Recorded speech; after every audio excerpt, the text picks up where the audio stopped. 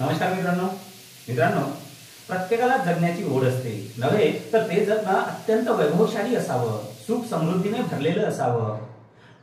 लोकांनी म्हटलं पाहिजे की गेल्यावर तो हवा हवा होता, लोकांच्या नजरेत भरणारं असावं, लोकांच्या नजरेत खुपणारं नसावं, तर लोकांच्या मनोराज्यावर अधिराज्य करणारं असावं. प्रत्येकालाच पैसा प्रसिद्धीची हाव असते, अपेक्षा असते. आणि ते कसं मिळवाल, यश कसं मिळवाल? तर मित्रांनो, यश मिळवण्यासाठी, यशाच्या उत्तुंग शिखरावर जाण्यासाठी आपला दृष्टिकोन महत्वाचा आहे. आणि तो दृष्टिकोन म्हणजे सकारात्मक दृष्टिकोन. मित्रांनो, जगत असताना पावलोपावली आपल्याला तोच दृष्टिकोन फायद्याचा, उपयोगी ठरतो. तो म्हणजे सकारात्मक दृष्टिकोन. विचार करायचा असेल तर अत्यंत सकारात्मकतेने करा. मित्रांनो, आपण जे आयुष्यामध्ये यशस्वी होतो ना, त्या यशस्वीतेमध्ये आपली जी मेहनत आहे, आपण जे कष्ट करतो, आपण जो अभ्यास करतो, आपण जे परिश्रम करतो, त्या परिश्रमाचा केवळ 15% वाटा असतो. आणि आपल्या यशस्वीतेमध्ये सकारात्मक दृष्टिकोनाचा 85% वाटा असतो. मित्रांनो, आपण विचार कसा करतो त्यावरून आपल्या जीवनाची, आपल्या यशाची, आपल्या यशस्वीतेची दिशा ठरत असते. आणि म्हणून माणसाने सकारात्मक दृष्टिकोन केला पाहिजे. मित्रांनो, एका कंपनीने, खरं म्हणजे ती बूट बनवण्याची कंपनी होती, आणि त्या कंपनीने त्यांचे जे नौकर आहे त्यांना काही गावांमध्ये सर्वे करायला पाठवलं. अशाच एका आमच्या पारडी गावामध्ये काही त्या कंपनीचे माणसं सर्वे करायला आले. आणि मग सर्वेवर त्याने सर्वे केल्यानंतर तो कंपनीला रिझल्ट पाठवतो, आपला शेरा पाठवतो, आपला अभिप्राय पाठवतो. काय पाठवतो? तो म्हणतोय की या गावामध्ये आतापर्यंत लोकांनी बूटच घातलेले नाही, चपलाच घातलेल्या नाही. त्यामुळे बूट आणि चप्पल कशी घालायची हे यांना माहीतच नाही. त्यामुळे आपली जी बुटांची आणि चपलांची कंपनी आहे त्याचे कोणी बूट आणि चपला घेणारच नाही, कारण यांना माहीतच नाही की बूट आणि चप्पल कसे घालावे म्हणून. मित्रांनो, दुसरा सर्वेवर येतो त्याच कंपनीचा, आणि तो सर्वे करतो, गावाचा सर्वे करतो. नव्हतेच, त्या गावातील लोकांनी बूट आणि चपला घातल्या नव्हत्याच, ही वस्तुस्थिती होती.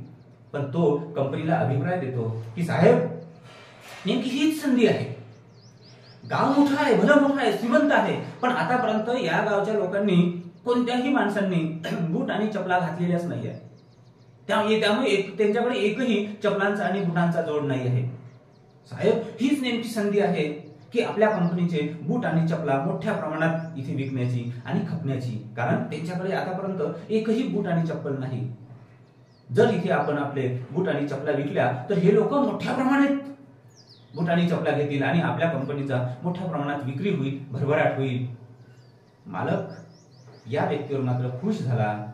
तात्पर्य काय झालं की त्या कंपनीचे त्या गावामध्ये चपला आणि बूट मोठ्या प्रमाणात खपले. मित्रांनो, तात्पर्य काय या कथेचं? गोष्ट एकच असते, परिस्थिती एकच असते, प्रसंग, घटना एकच असतो, पण त्या गोष्टीकडे पाहण्याचा दृष्टिकोन वेगवेगळा असतो. दृष्टिकोन कसा आहे त्यावरून यश कसं मिळतं, केव्हा मिळतं हे अवलंबून असतं. मित्रांनो, पहिला सर्वेवरून म्हणाला की इथे चपलाच विकणार नाही, तसाच निघून गेला, त्याला नोकरीतून काढल्या गेलं. पण तेच घटना, तेच गाव दुसरा म्हणाला की साहेब, इथे मोठ्या प्रमाणात संधी आहे. मित्रांनो, एखाद्या घटनेकडे तुम्ही कोणत्या दृष्टीने पाहता त्यावरून तुमचं यश लपलेलं असतं. आपण मार्केटमध्ये जातो मित्रांनो, एखाद्या कपड्यांच्या दुकानामध्ये जातो, काही नौकर कपडे दाखवतात नव्हे तर दाखवता आपल्या समोर आपल्या एवढाच कपड्यांचा ढीग होतो, तरीही आपल्या लक्षात येत नाही. आपण निघून बाहेर जाण्याचा प्रयत्न करतो, तेवढ्यात मालक येतो. मालक म्हणतो की काय झालं, तर नाही, आमच्या लक्षात नाही आले. तो म्हणतो की थांबा, मी तुम्हाला दाखवतो. आणि तो आग्रह करून, अत्यंत प्रेमपूर्वक आग्रह करून आपल्याला नेतो, बसवतो आणि कक्षात घ्या. जे कपडे त्या नौकराने दाखवले होते तेच कपडे आलटून पालटून, पण वेगळ्या भाषेमध्ये, मधाळ बोलीमध्ये, तुम्हाला भावेल, तुम्हाला पचेल, तुम्हाला आवडेल, तुम्हाला रुचेल अशा बोलीमध्ये, तुमच्या बोलीमध्ये, तुमच्या मनाला जे आवडेल अशा भाषेमध्ये तो बोलतोय. गंमत काय होते मित्रांनो? नाकारलेले कपडे, तेच कपडे नाकारले होते आपण, तेच पुन्हा घेतो. असं का होतं? आला ना तुमच्या आयुष्यामध्ये असा अनुभव? आलाय, नक्की आला. असं का होतं? एकच गोष्ट, तीच गोष्ट, पण प्रेझेंटेशन वेगळ्या पद्धतीने. त्याला त्या नोकराने ज्या पद्धतीने प्रेझेंट केलं त्याच्यापेक्षा चांगल्या पद्धतीने त्याने सकारात्मक दृष्टीने प्रेझेंट केलंय आणि म्हणून तीच गोष्ट आपल्याला भावली. मित्रांनो, एखाद्या गोष्टीकडे कशा पद्धतीने पाहतो यावरून आपल्या जीवनामध्ये यश अवलंबून असतं. विचार करूया का थोडा या दृष्टीने. धन्यवाद.